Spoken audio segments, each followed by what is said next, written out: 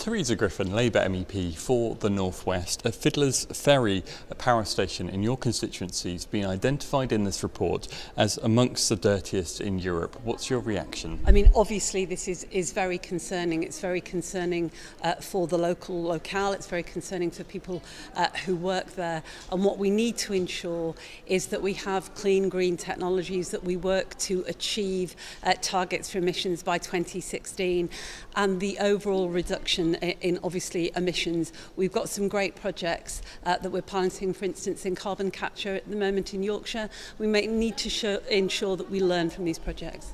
I mean, if it's a particularly dirty power station and the targets are going up, does this report signal that this power station perhaps needs to invest in cleaner coal technology? Absolutely. It absolutely has to invest in cleaner technology. It has to make sure that it's safe for its workers. It has to work with its trade unions to make sure that it is achieving EU-wide standards and that we actually have those standards monitored and enforced.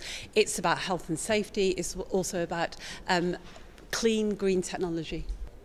EU law is getting stricter over the coming years. Yes. Isn't it the case that unless this power station and power stations like it improve their act, they're not going to be able to continue running, and that's going to mean jobs? Absolutely. We have to protect jobs and we have to make sure that these plants are actually achieving the targets that are set by the EU.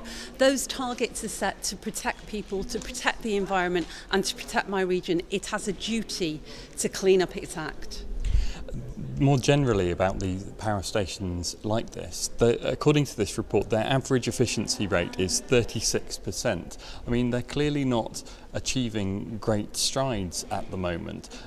Is this a sign that perhaps the energy, we need to look again at perhaps the energy mix as well as cleaning up the coal? Of course we need to look at the energy mix, and of course we need to look at clean, green and new technologies, but also we need to make sure that we have national targets that are binding so that we can actually monitor what each member state is achieving in this area.